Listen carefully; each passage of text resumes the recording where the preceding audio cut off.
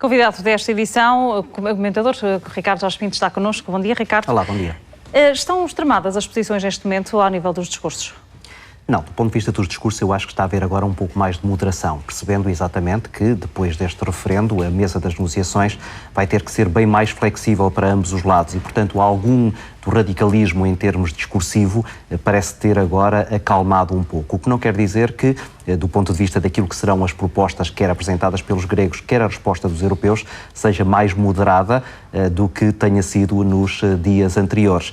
Mas a verdade é que vai ter que haver alguma solução, nem que seja uma solução de ruptura. Há uma deadline, e esta sim parece-me que é mesmo deadline, que é o dia 20 de julho, quando 3,5 mil milhões terão que ser pagos ao Banco Central Europeu. Caso contrário, há um bloqueio total daquilo que é a injeção de dinheiro na banca grega. Ou seja, mantém-se a pressão.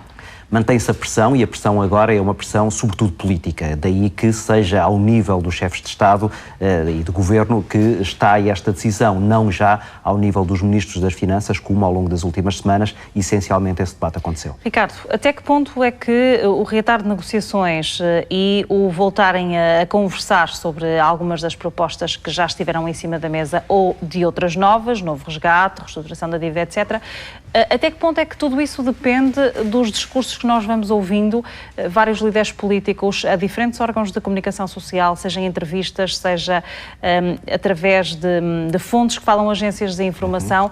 Tem havido muito cruzamento de informação. Em que medida é que isso é crucial neste momento para esse processo? Eu acho que há dois patamares de negociação. Há essa negociação que tu agora referiste, que é aquela que está essencialmente nos média, as declarações que são basicamente as posturas oficiais dos lados intervenientes, e depois há uma diplomacia paralela nos bastidores que até agora tem falhado em toda a linha. Vamos ver se a partir de agora começa a funcionar um pouco melhor. A substituição de Varoufakis eu acho que é também um sinal, por um lado, do lado dos gregos, de uma tentativa quase que desesperada de não criar mais embaraços e, sobretudo, de não criar mais atrito na negociação, que vai ser muito difícil, porque o Syriza sabe que depois do resultado deste referendo vai ter que entrar para a mesa das negociações com uma qualquer proposta que não apresente medidas de austeridade tão duras como aquelas que os europeus querem. Ou seja, Ricardo, estamos também a falar aqui de muito poder de comunicação em tudo aquilo que é, seja encontros oficiais, seja estes encontros com a comunicação social. Sim, e desse ponto de vista o Syriza tem sido bem mais eficaz do que os parceiros europeus, na medida em que até agora conseguiram até, por um lado, reunir uma espécie de consenso ao nível dos partidos gregos e aquele resultado absolutamente inequívoco no referendo sobre as negociações.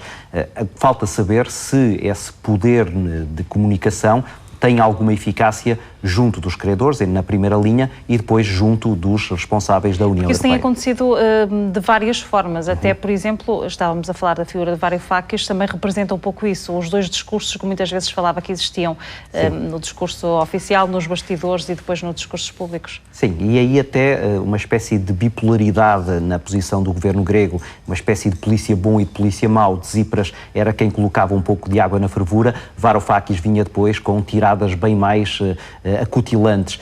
Isso agora pode de alguma maneira esmorecer. O seu sucessor, Tsakalotos, é mais moderado na negociação, não quer dizer que seja mais moderado nas suas posições ideológicas. Nem nas intenções. Nem nas intenções. Daquilo que se conhece dele, ele é bem menos pró-europeísta do que era Varoufakis e pertence ao núcleo duro do Syriza e, portanto, é alguém que, do ponto de vista das convicções ideológicas, estará neste momento muito mais interessado em criar clivagens com aquilo que é o requisito ou os pedidos dos europeus para que haja medidas de austeridade um pouco mais duras para suster aquilo que é um problema económico extremamente grave. Que análise fazes da comunicação que tem sido feita por parte dos órgãos institucionais ou dos que representam esses órgãos institucionais europeus? Muito má.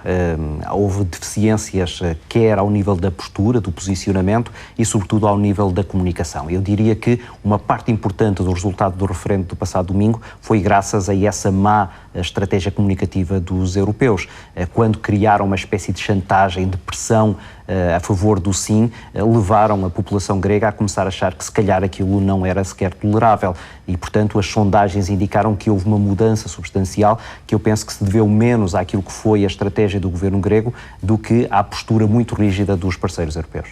E para esse ponto também poderemos dizer que a divulgação na comunicação social de algumas sondagens também poderão ter tido influência nos resultados? Pois, isso não saberemos. O que percebemos cada vez mais é que há da parte da opinião pública uma certa sensibilidade e simpatia para com aquilo que é a posição dos gregos perante uma avalanche de pressão por parte da União Europeia, da Comissão Europeia, do Banco Central Europeu, e isso de alguma forma agora vai ter que ser desmontado.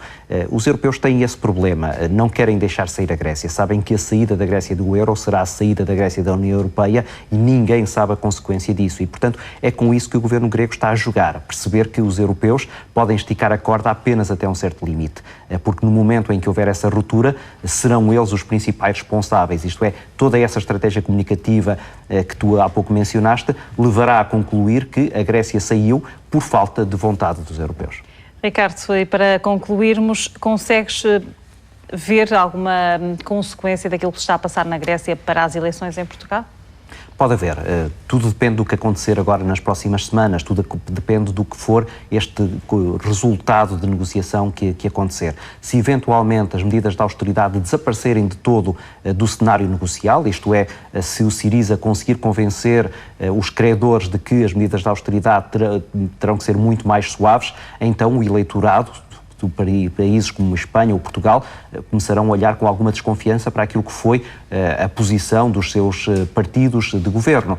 Se, pelo contrário, a cedência for apenas ao nível do perdão da dívida, mas as medidas de austeridade, como os parceiros europeus têm dito, têm que estar lá presentes, então, se calhar, esse eleitorado perceberá que partidos como o PSD em Portugal ou o PP em Espanha, afinal, fizeram aquilo que restava fazer e fizeram-no, se calhar, de forma mais eficaz do que o Syriza está a fazer na Grécia. Ricardo Jorge Pinto, muito obrigada pela tua presença. Bom dia.